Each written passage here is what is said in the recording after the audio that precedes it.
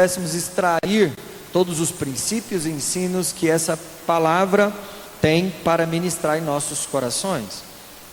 Romanos capítulo 1, versículo 16 diz o seguinte: porque não me envergonho do evangelho de Cristo, pois é o poder de Deus para a salvação de todo aquele que crer, primeiro do judeu e também do grego, porque nele se descobre a justiça de Deus, de fé em fé, como está escrito: mas o justo viverá pela fé. Amém? Pode deixar projetado o versículo 16, e aí daqui a pouco a gente projeta o 17. Mas por que nós vamos compartilhar essa palavra? O que é o evangelho? Porque muito se fala sobre o evangelho, mas pouco se sabe sobre o que de fato é o evangelho. Muito se fala sobre o evangelho que alcançou, sobre o evangelho que está sendo pregado, sobre o evangelho do Senhor, e pouco se entende sobre o evangelho. E eu quero começar e dar uma introdução a essa palavra na parte A do versículo 16, falando que o evangelho é algo do qual nós não podemos nos envergonhar. Repita assim comigo: o evangelho, vamos comigo, 1, 2, 3, e o evangelho é algo do qual não podemos nos envergonhar. Paulo, ele começa o versículo 16 falando isso. Ele começa dizendo: olha, eu não me envergonho do evangelho de Cristo. E na época de Paulo, as pessoas teriam diversos motivos para se envergonharem do evangelho. No tempo em que Paulo fala essa palavra para a igreja que estava em Roma, a igreja e as pessoas tinham vários motivos para se envergonharem do evangelho. E eu posso citar um desses motivos. Primeiro motivo: o evangelho ele estava associado a um judeu da Galileia que teve uma morte cruel, vergonhosa e violenta na cruz, junto com os piores dos malfeitores. Eu te pergunto, quem é que queria se associar ao movimento de alguém que morreu uma morte tão vergonhosa e desonrosa quanto essa? Então o motivo de o porquê as pessoas poderiam ter vergonha do evangelho. Posso te dar um segundo motivo? Os primeiros cristãos, os primeiros seguidores desse movimento chamado cristianismo, foram fortemente e duramente perseguidos, tanto por judeus quanto por romanos. Não havia nenhum glamour, não havia nenhum luxo, não havia nenhuma beleza naturalmente aos olhos humanos em fazer parte ou associar sua vida ao evangelho, uma vez que todos os primeiros cristãos haviam sido duramente, ferrenhamente perseguidos, não só pelos próprios judeus religiosos, quanto também pelos romanos. E eu poderia te dar um terceiro motivo: o evangelho estava associado a pessoas simples e iletradas, pessoas analfabetas, pessoas pobres, pessoas simples, diferente da cultura,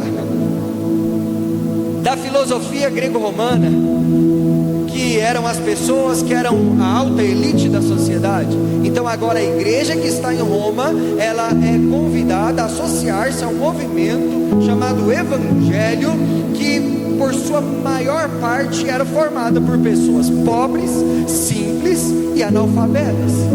Então existiam inúmeros pontos que eu poderia falar, mas recitei alguns para que a gente entenda que naquele tempo havia sim motivos de sobra para que as pessoas se envergonhassem do evangelho. E não é diferente ainda nos dias de hoje. Mais de 2000 anos se passaram, e ainda hoje muitos são os motivos pelos quais as pessoas resistem em pregar e viver o verdadeiro evangelho.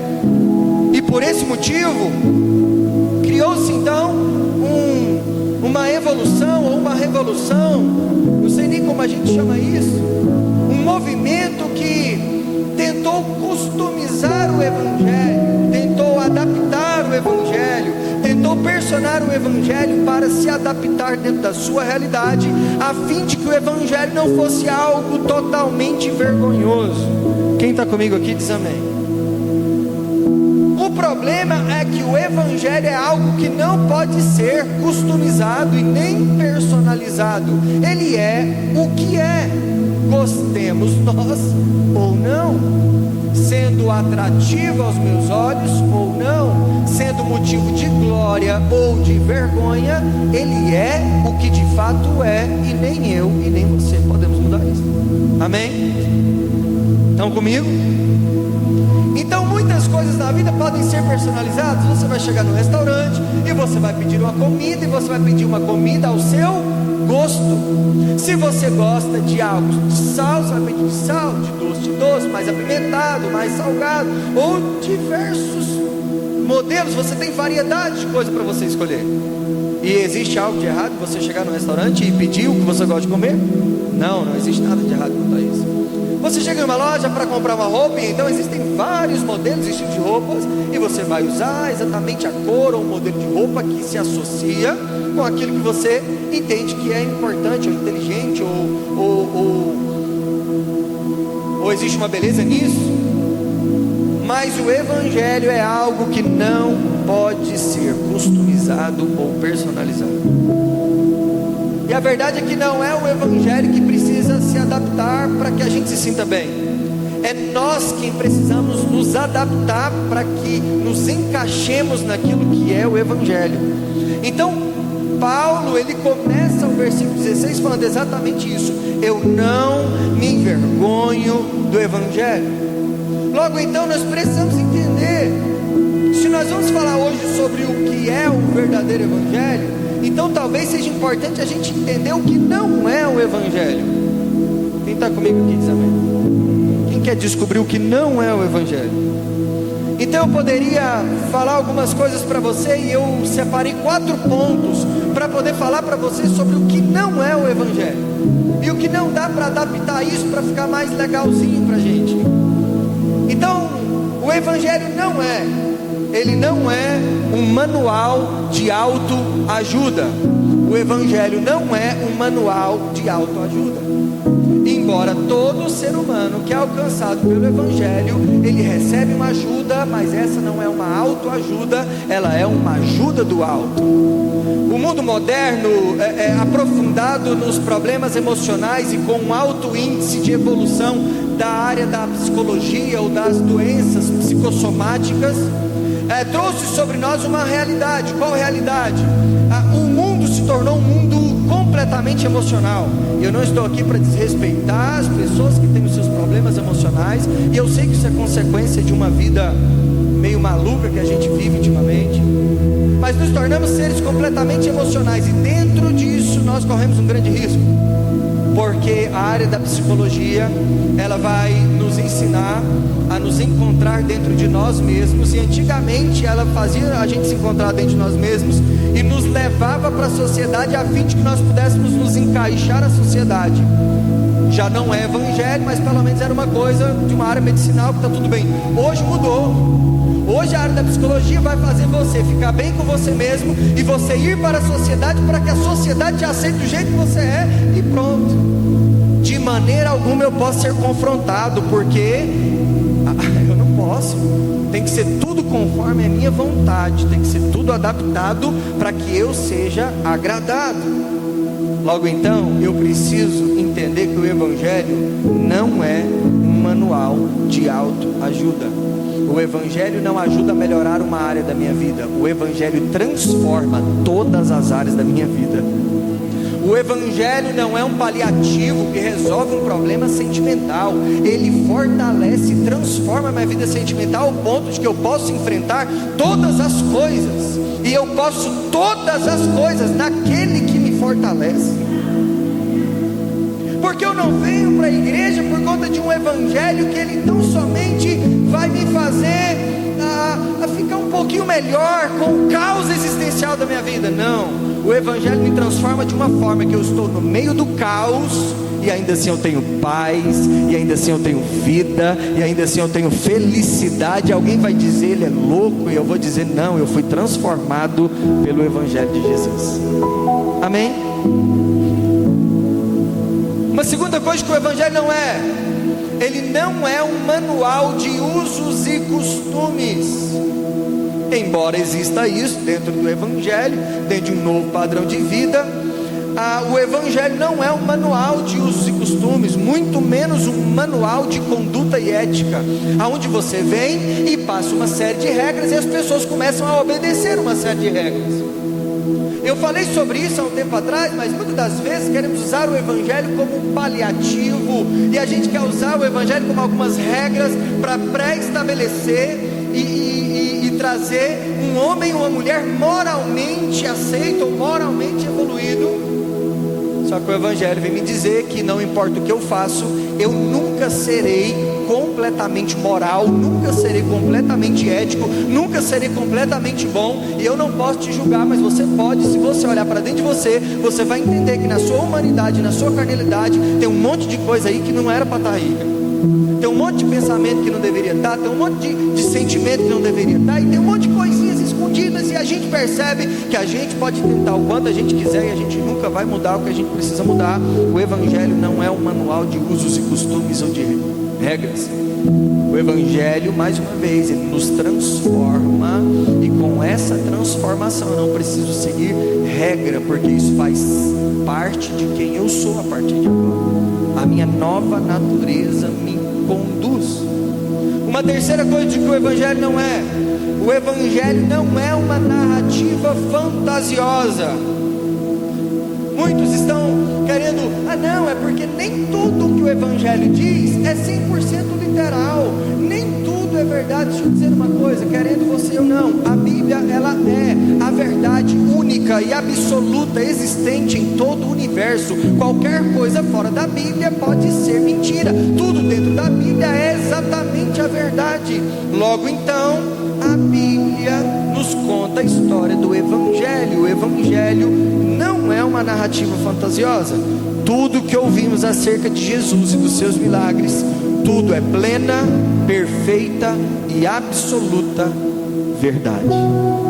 Estão comigo aqui? Quarto ponto do que não é o Evangelho: o Evangelho não é sobre aquilo que nós fazemos. Nós focamos muito naquilo que nós fazemos, e nós nos esforçamos muito para fazer algumas coisas para sermos aceitos.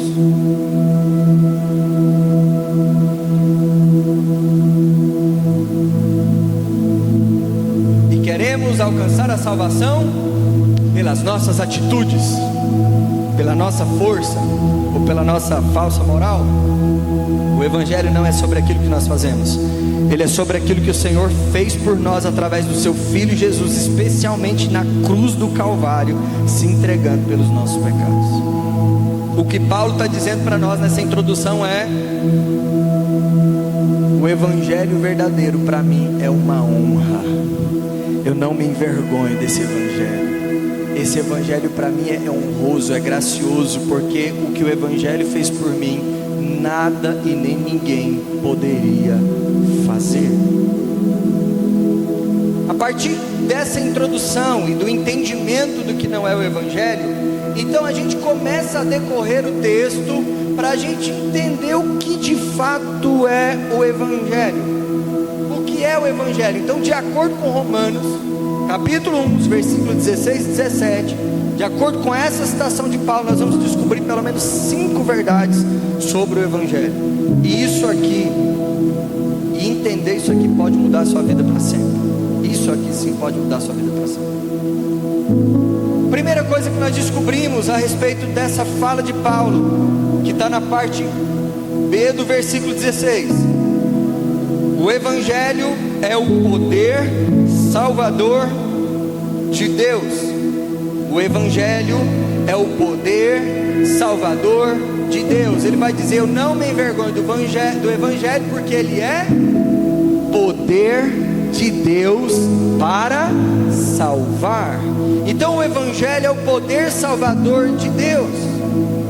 Entenda uma coisa: Deus nunca esteve e ainda não está na obrigação de salvar qualquer pecador. Deus não tem uma obrigação de te salvar nenhum de nós pecadores, mas ao decidir nos salvar soberanamente do nosso pecado, Ele desejou fazer isso através da pregação do Evangelho. De acordo com Paulo, ela é o poder de Deus para salvar. Deus não tem obrigação nenhuma de salvar ninguém. Ele não tem, nunca teve e nunca vai ter. Mas decidiu soberanamente nos livrar dos nossos pecados. Ele diz: eu vou fazer isso através da pregação do Evangelho.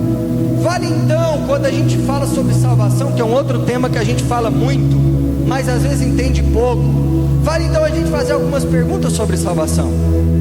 Primeira pergunta: do que precisamos ser salvos? Eu fui salvo, mas fui salvo de quê? Do que precisamos ser salvos? O homem e a mulher, ao conhecer a salvação através do Evangelho, ele é salvo do juízo e da ira de Deus, proveniente de um relacionamento rompido com Ele por causa dos nossos pecados. Ficou claro? Então, do que eu sou salvo? Eu sou salvo do juízo e da ira de Deus, proveniente de um relacionamento rompido com Ele por causa do meu pecado, dentro de uma justiça onde o salário do pecado é a morte.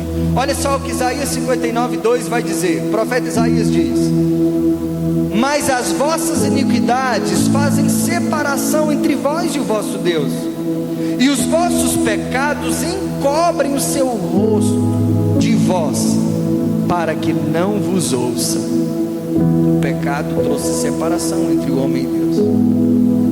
Precisamos ser salvos dos nossos pecados, pois os nossos pecados criam um abismo entre nós e Deus, que é absolutamente santo. Por que o pecado me afasta de Deus? É porque Ele é absolutamente santo em sua natureza, e Ele não pode com o pecado. Automaticamente uma natureza pecaminosa me afasta de Deus, e então nós estamos separados dele, e por esse motivo nós temos sobre nós um alvo, uma mira, e essa mira e esse alvo é da ira e do juízo de Deus. Quem é que nos salva? A primeira pergunta é: do que somos salvos? A segunda pergunta é: quem é que nos salva?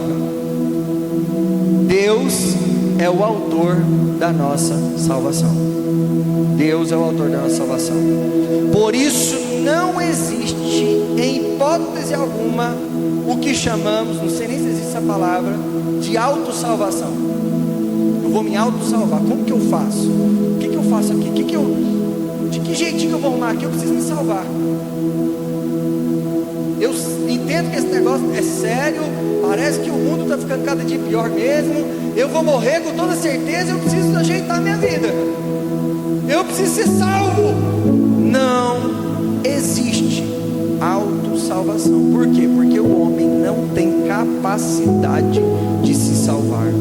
Não há nada em nós que nos dê qualificação suficiente para sermos salvos em nós mesmos.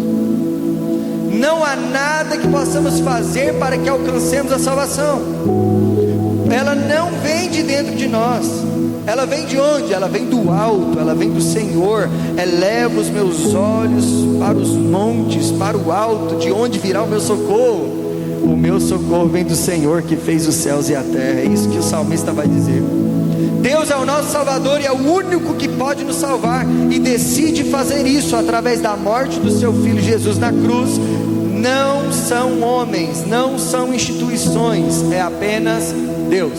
Você não pode te salvar, eu não posso te salvar, a igreja não pode salvar, o louvor não pode salvar, nada pode salvar a não ser o próprio Deus, através do sacrifício do seu Filho na cruz do Calvário.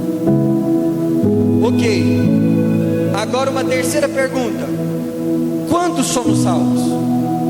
Ou o que fazer para ser salvo? Como que eu alcanço essa salvação? A salvação, ela se dá, biblicamente falando, em 3 etapas. Ela se dá em 3 etapas. A primeira etapa vem através da justificação. A justificação, ela vem através do sacrifício de Jesus, que a morte dele, ele acabou pagando uma dívida que era minha.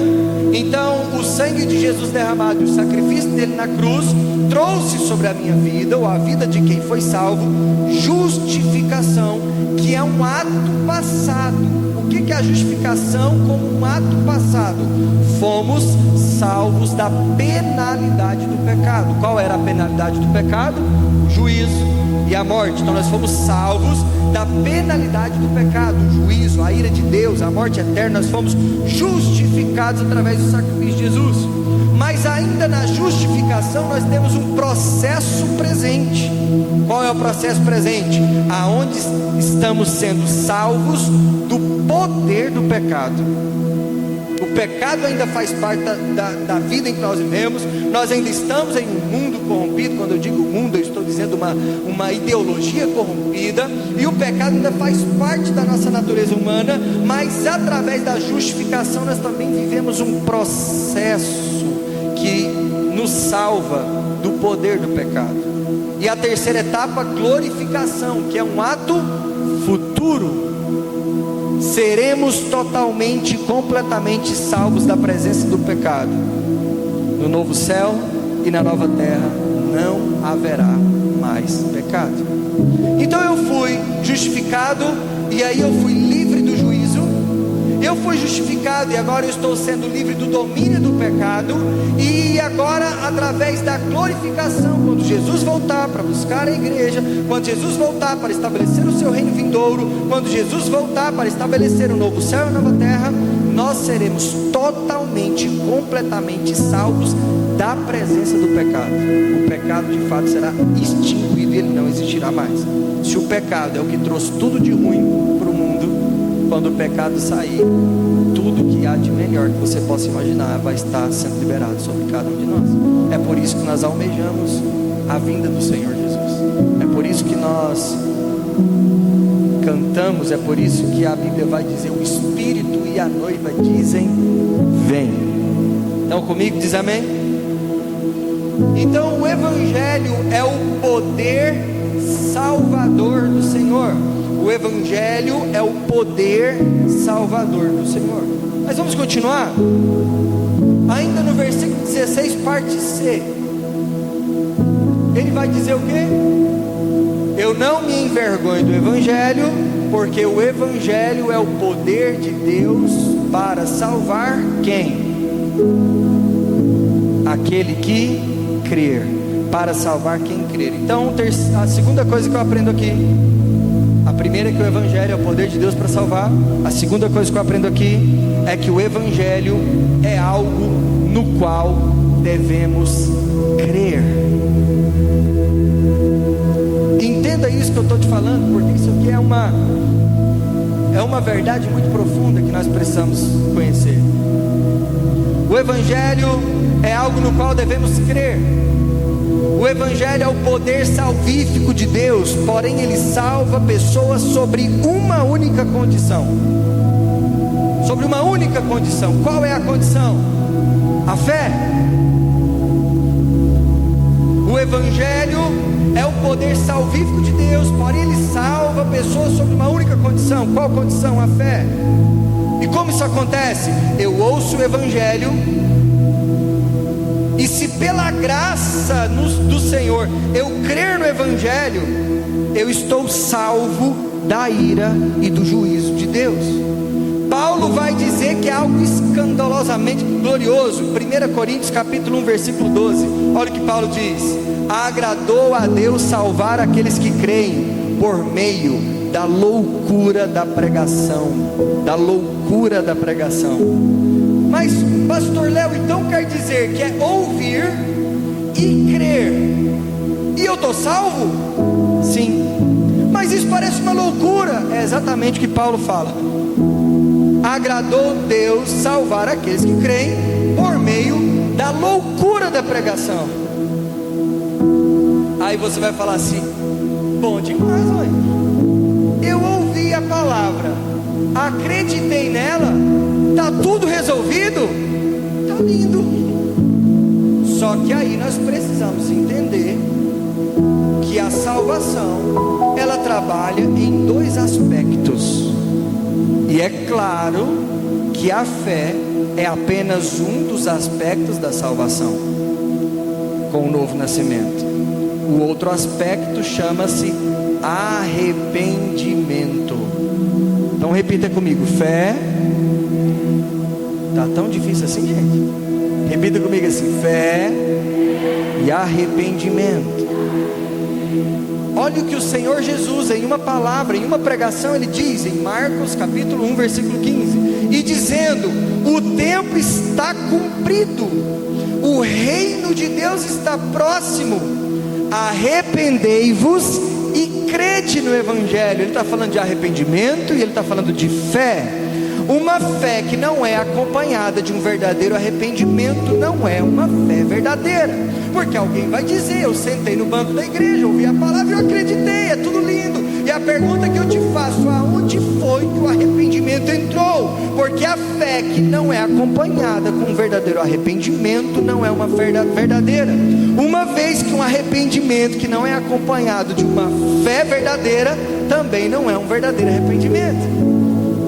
E o que é uma fé verdadeira, um arrependimento verdadeiro? É aquilo que a palavra diz o que é. E aí vamos falar sobre o que é o verdadeiro arrependimento. Uma das palavras usadas no original para definir arrependimento é metanoia. Metanoia representa mudança de mentalidade, mudança de comportamento, resumindo, mudança de valores. Não, eu creio no Evangelho, mas você continua a mesma pessoa? Sim. Não mudou nada? Não. Você não se arrependeu de nada? Não. Então peraí, essa fé é uma fé reprovada pela palavra de Deus. Ela não é uma fé verdadeira. Ela é uma fé que só é fé na sua concepção e na sua cabeça, mas não é uma fé que a Bíblia diz que é fé. Então a fé é uma mudança de valores. Vamos para Mateus capítulo 13, versículo 44. Olha o que Mateus 13, 44 vai dizer o Senhor, trazendo aqui um paralelo, uma parábola, um ensinamento a respeito do reino.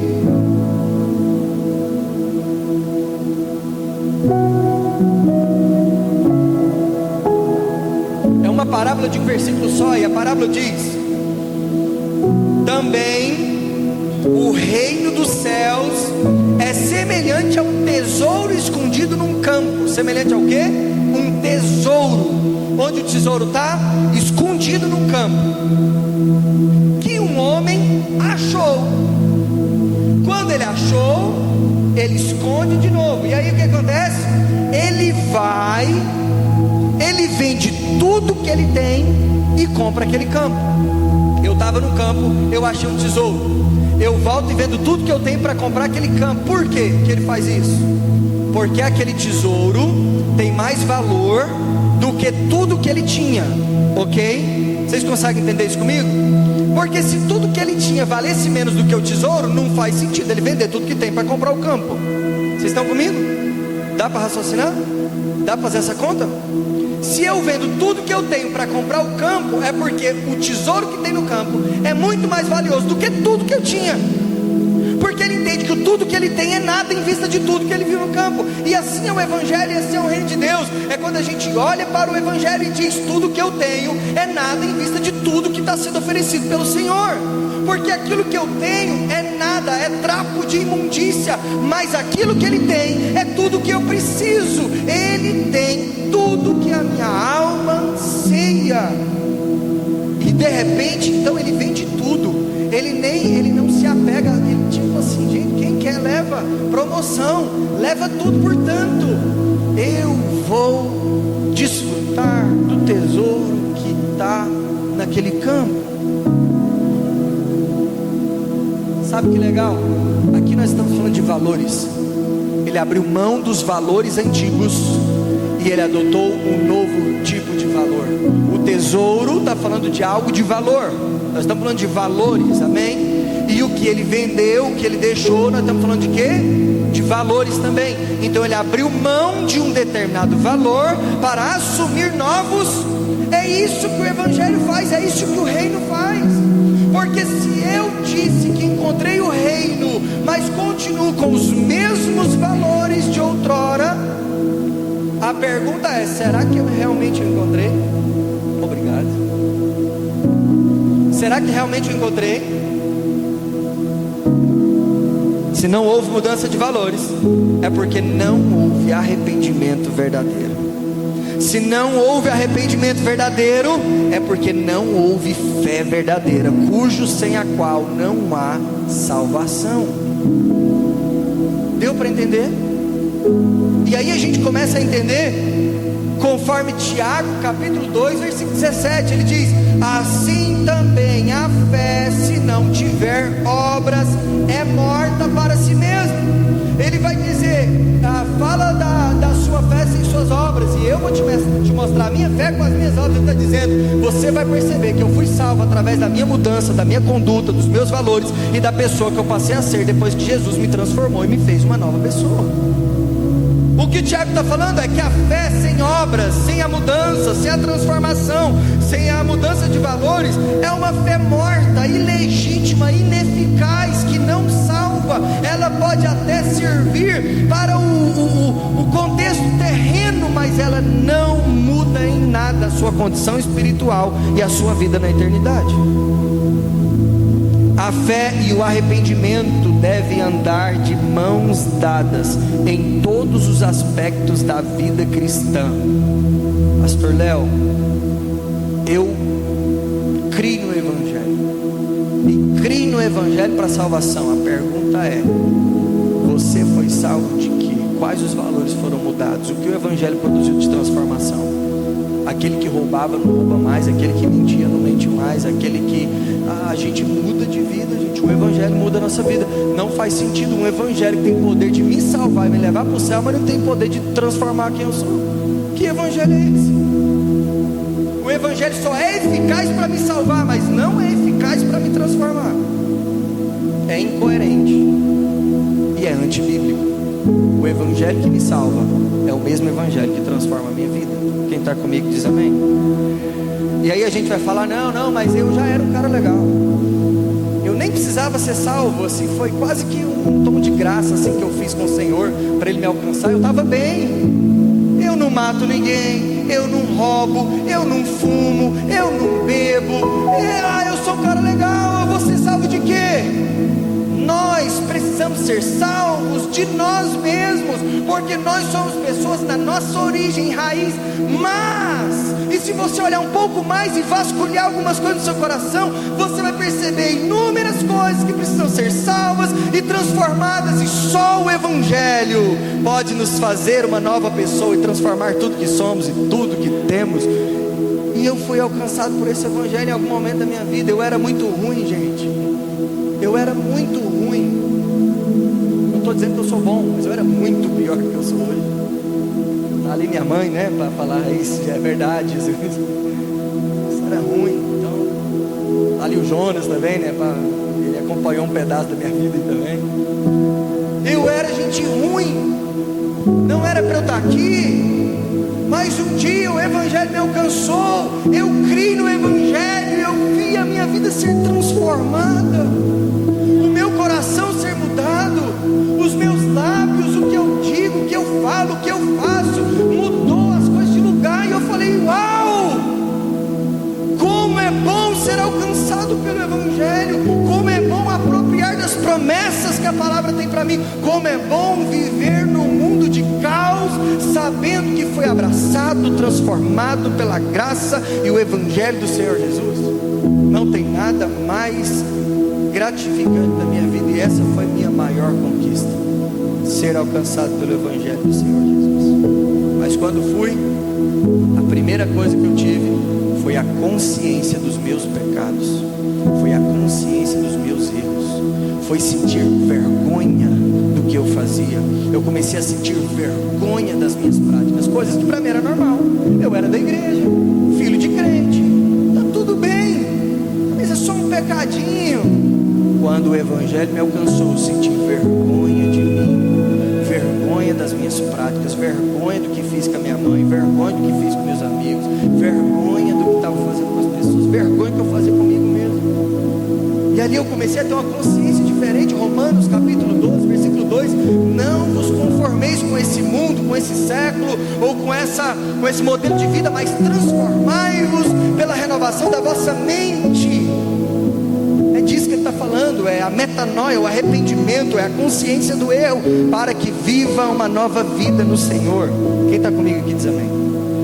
Vai mais um pouquinho, já foi muito, gente. Ninguém fala nada, eu vou assim mesmo. Então nós aprendemos que o Evangelho é algo no qual nós devemos crer. O Evangelho é algo do qual nós devemos crer. E a fé precisa andar de mãos dadas com o arrependimento. E a partir daí nós vivemos um processo de salvação e transformação. Terceira coisa que eu aprendo com Paulo, que está no versículo 16, ainda lá no finalzinho, parte D, é que o Evangelho ele é inclusivo e ele é exclusivo. Porque viu uma guerra, mas o Evangelho ele é inclusivo ou ele é exclusivo? E alguém fala, não, o Evangelho é exclusivo. E alguém fala, não, mas o Evangelho, o Senhor é para todo mundo, o Evangelho é inclusivo. Então aqui, Romanos 1,16, parte D, ele vai falar salvação, tanto do judeu quanto do grego. Tem que ter alguém comigo aqui, aleluia. Salvação, tanto do judeu quanto do grego. Ele está dizendo o seguinte, o Evangelho, ele é inclusivo, mas o Evangelho é exclusivo. Por quê? Olha só, fique atento a isso. O Evangelho é inclusivo, pois está disponível para toda raça, tribo e nação. Porque antes o Evangelho, ele era apenas para os judeus, ele era fechado somente para os judeus, e então o Senhor veio e os judeus não quiseram. Ele disse, ele veio para os que eram seus, mas os que eram seus não quiseram. Então todos os que creram, ele deu o poder de serem chamados seus filhos. E então o Senhor abriu essa porta, e agora a salvação é para toda a raça, tribo e nação. Então a salvação, o Evangelho é algo inclusivo, é para todo mundo. Não, mas o fulano ele é do candomblé, a salvação é para ele. Ah, mas o fulano é da tribo não sei das quantas, lá do meio do mato, a salvação é para ele. Não, mas o fulano é lá da Europa, e na Europa é todo mundo frio, a salvação está disponível. A salvação é para toda raça, tribo e nação. Mas ainda assim o Evangelho, que é inclusivo nesse ponto, ele passa a ser exclusivo, uma vez que ele é apenas para quem crer. Então ele está disponível para todos. O Evangelho aceita todos, mas o Evangelho não aceita tudo. A igreja é para todos, mas a igreja não é para tudo. O Evangelho convida todos para que venham a Cristo como estão. Porém esse mesmo Evangelho os desafia a uma mudança e uma transformação de vida. O Evangelho reúne pessoas regeneradas, transformadas, renascidas em Deus, de todos os lugares do mundo. Todos podem ser salvos, porém nem todos serão. O Evangelho ele é inclusivo, uma vez que ele é para toda a raça, tribo e nação, mas ele é exclusivo, uma vez que ele é apenas para aquele que crer. Amém? Está ficando claro? Quase uma aula a pregação de hoje, né? Então a terceira coisa que nós aprendemos com Paulo a respeito do Evangelho é que ele é inclusivo e que ele é exclusivo. Quarta coisa que eu aprendo com Paulo, já no versículo 17, se puder projetar o versículo 17, Romanos 1,17.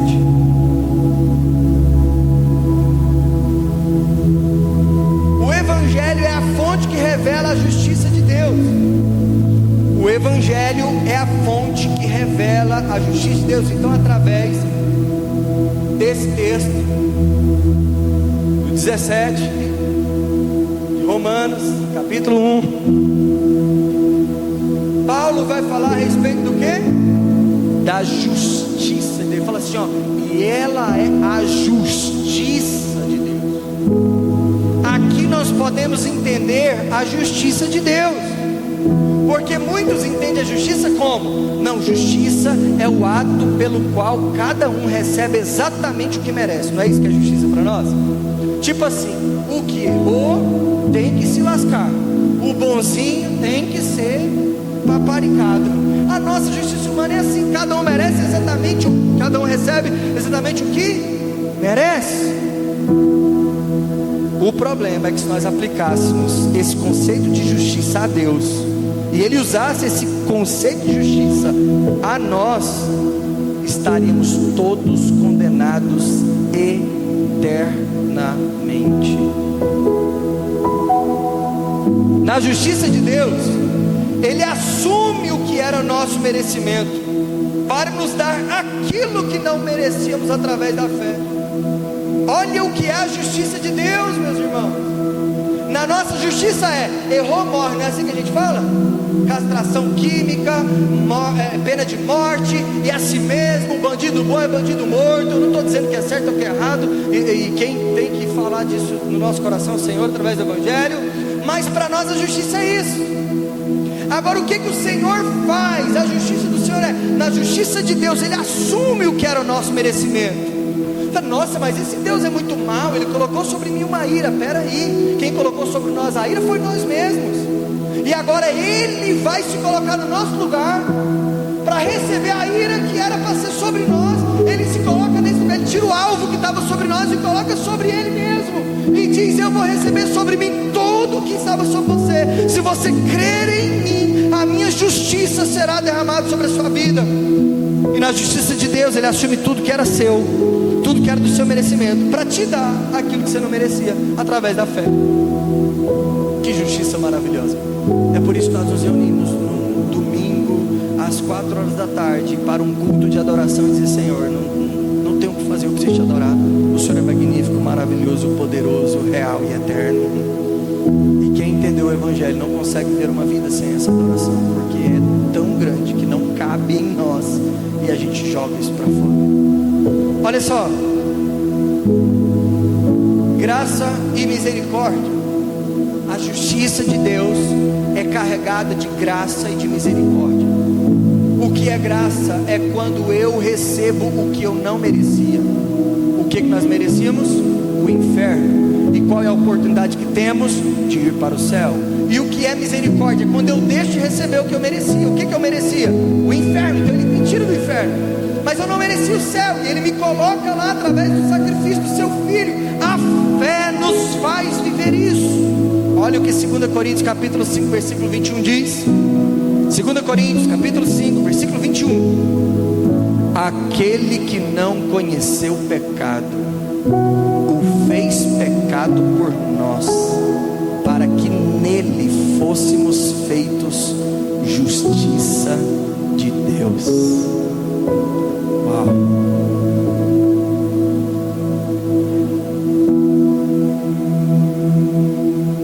Quando Paulo está dizendo o Evangelho é a respeito da justiça de Deus, ele está dizendo: não há justiça no homem caído. Sabe qual é o nosso maior problema? A justiça própria. Eu não mereço. Já viu que a gente passa por uma luta e a gente já fica bravo com o Senhor? Senhor, o Senhor não está me vendo aqui? Logo eu aqui todo bonitão, o Senhor me esqueceu, olha a luta que eu estou. E a gente quer reivindicar a Deus as nossas lutas e dificuldades, uma vez que a gente não merece nada. Não, diferente de não merecer nada, a gente merecia condenação eterna, a gente merecia o inferno, e Ele já está nos dando a oportunidade de sair de lá. Então tudo que vivermos nessa terra é lucro para a glória de Deus, e que venha o reino vindouro. E é isso que nos faz prevalecer diante das lutas e dificuldades da vida. É um bando de gente que diz que é crente, mas na primeira luta ele desvia, na primeira dificuldade ele murmura, no primeiro desafio ele desiste da sua fé. E Deus está dizendo: você de fato conheceu a justiça de Deus? Não há justiça em nós, e se não há justiça em nós, tudo que temos é graça e misericórdia da parte de Deus. Estamos no lucro. Louvado seja o nome do Senhor. A justiça de Deus em Cristo não nos dá aquilo que merecíamos, mas nos dá aquilo que Deus graciosamente nos confere por meio da cruz de Jesus Cristo, mediante uma fé verdadeira e genuína. Louvado seja o nome de Jesus. Quem está entendendo diz amém. Quinto e último, ainda em Romanos capítulo 1, versículo 17, parte B. Pelo menos já tem alguma coisa ali.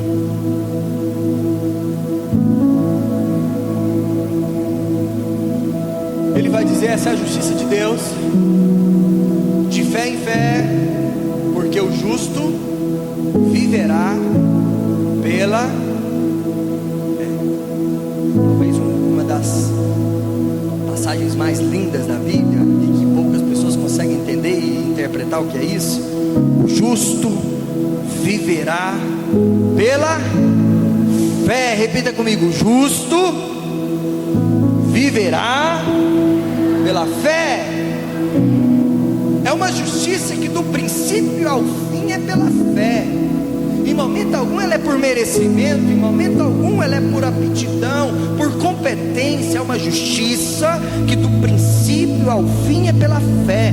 O justo que é alcançado pelo Evangelho passa a ter um estilo de vida diferente. Então a quinta coisa que eu aprendo com Paulo através do Evangelho é que o Evangelho é um estilo de vida. O justo viverá pela fé. O justo é alcançado pelo Evangelho, e quando ele é alcançado pelo Evangelho, ele passa a ter um estilo de vida diferente. Mais uma vez a gente vai falar sobre isso aqui. E aí, diferente do que muita gente acha, viver pela fé não significa abandonar o seu trabalho e ficar em casa na expectativa de que o dinheiro vai cair do céu. Não, agora eu sou da igreja, agora eu sou crente, agora eu vivo é pela fé. Chega no patrão e fala: eu estou pedindo é conta que você não me vê aqui nunca mais. Por quê? Porque agora é o Senhor que cuida de mim, é pela fé, tchau, obrigado. Isso nunca foi viver pela fé. Isso é estupidez. E você vai passar dificuldade.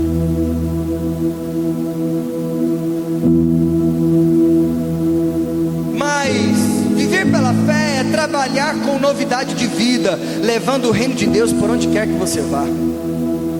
Se viver pela fé não é sair do meu trabalho e esperar que Deus me mande tudo, então viver pela fé é continuar no meu trabalho com um novo modelo de vida e levando o reino de Deus para onde quer que eu esteja, e o reino de Deus sendo estabelecido como embaixadores de Cristo onde quer que a gente esteja. 1 João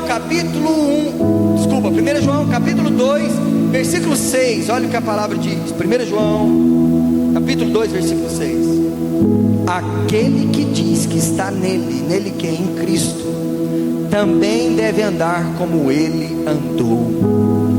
Esse aqui é um texto que a maioria das pessoas tiram da Bíblia, arrancam e jogam fora.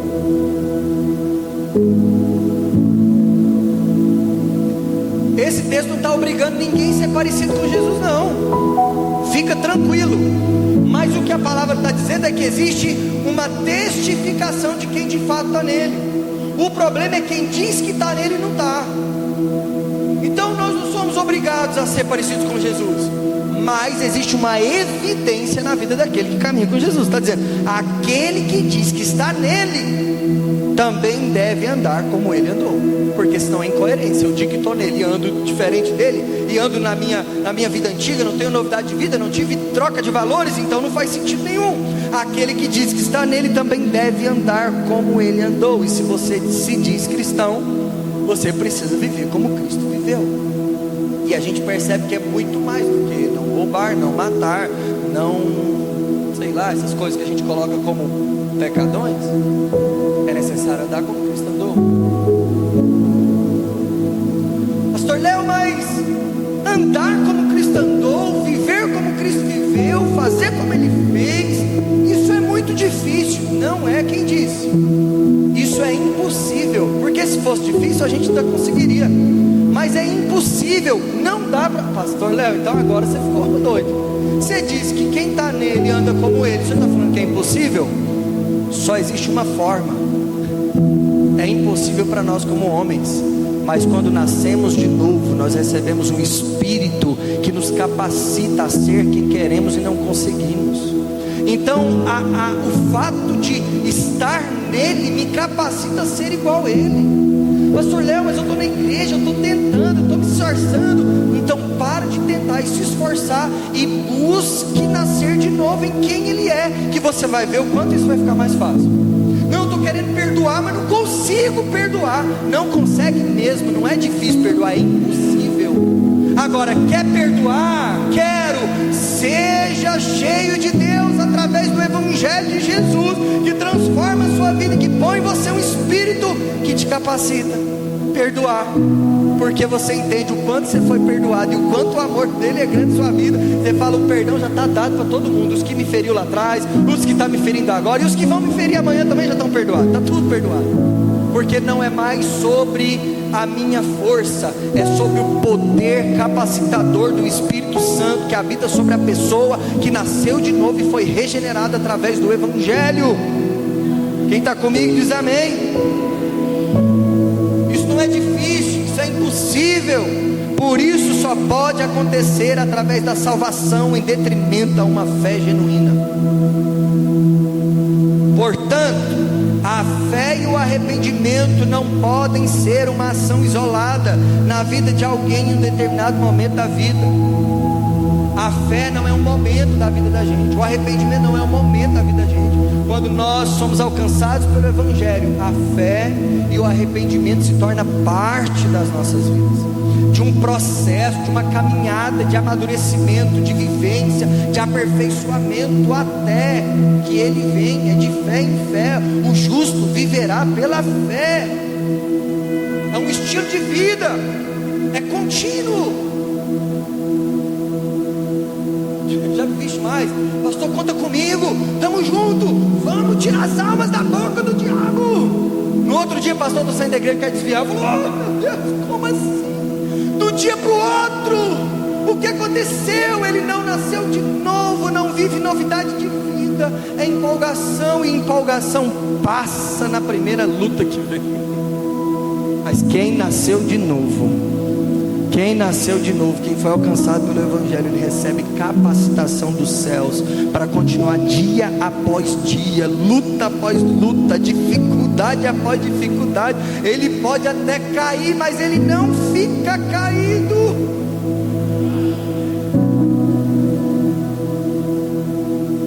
A fé e o arrependimento. Tem gente que a gente fez muita coisa errada. Quando eu digo a gente, é a igreja evangélica.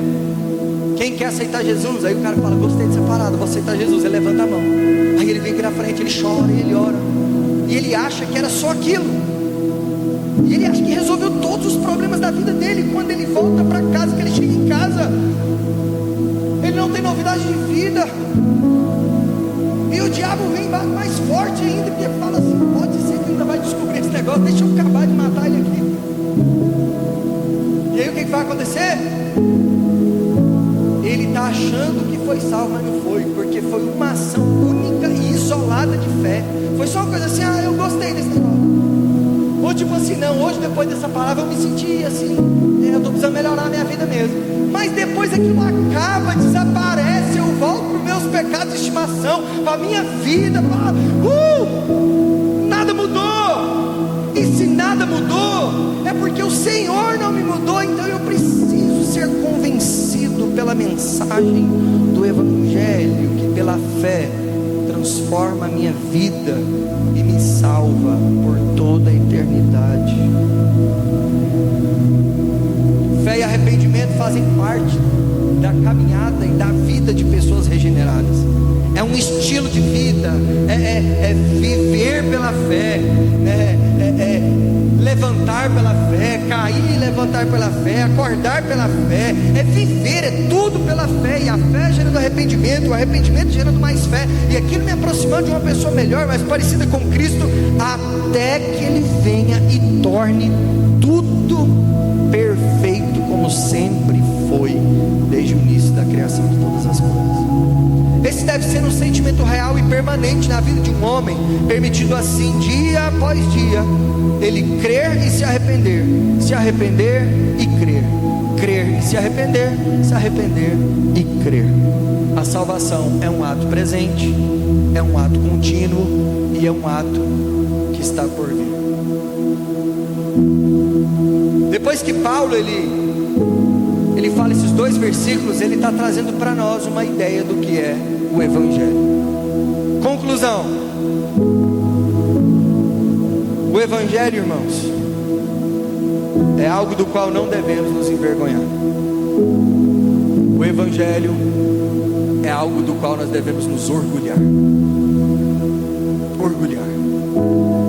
Não orgulhar do modismo. Hoje existe um modismo cristão.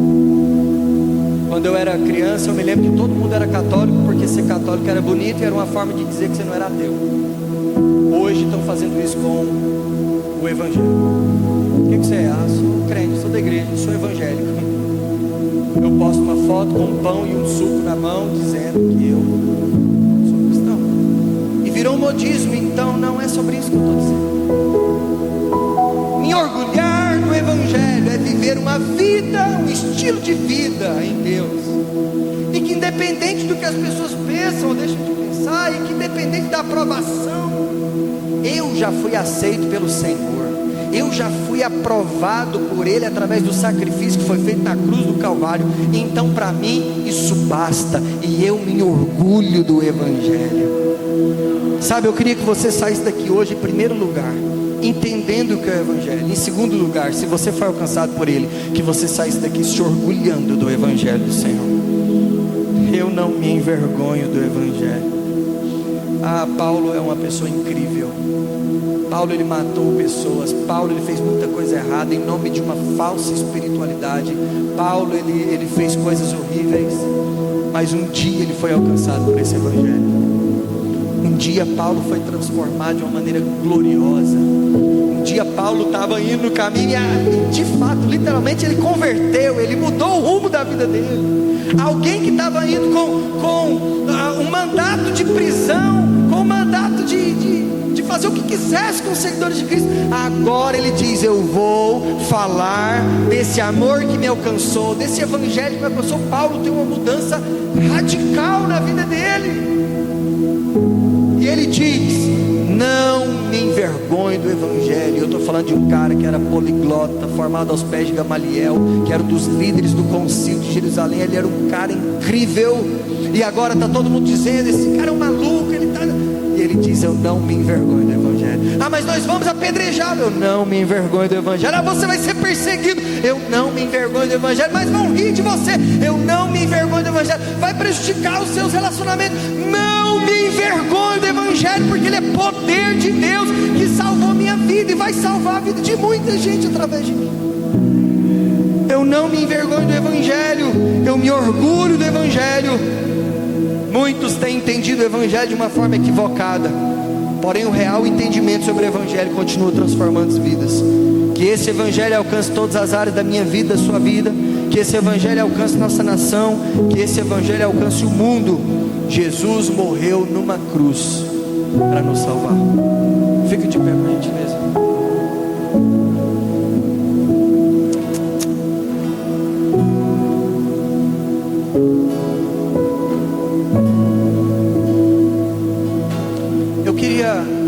Que nesse momento você permitisse com que as verdades ministradas pelo Espírito fossem, de fato, fizessem sentido na sua vida. Nós estamos em um momento espiritual, aqui é um culto, aqui é uma igreja, e nós sabemos que tudo que acontece nesse lugar, além de ser para a glória de Deus, é com a direção dele. Eu entendo que nada do que eu faço aqui vai mudar a vida de ninguém, é só uma performance, mas o evangelho é poder de Deus. Então não é sobre mim, não é sobre as músicas cantadas aqui, não é sobre o ambiente que a gente está, é sobre o evangelho. E de repente hoje essa mensagem alcançou um lugar especial do seu coração. Eu queria te dar a oportunidade nesse momento para que você falasse com Ele, o dono de tudo isso, o dono de tudo, o Criador dos céus e da terra, que não tinha obrigação moral nenhuma de me salvar, de se salvar. Cada um que cuide de sua vida, mas Ele se colocou no nosso lugar. Ele pegou o alvo da ira e colocou sobre Ele mesmo, encarnado como homem aqui, Jesus Cristo, e disse: eu vou pagar o preço pela sua vida. Eu vou fazer aquilo que você não pode fazer. Só é necessário você crer. E quando você crê, essa fé vai gerar arrependimento. Esse arrependimento vai gerar uma consciência. Essa consciência vai abrir sua vida para um novo nascimento, para novos valores, para novas condutas, para um novo tempo, para uma nova vivência. E aí sim, meus amigos, a sua vida nunca mais será a mesma.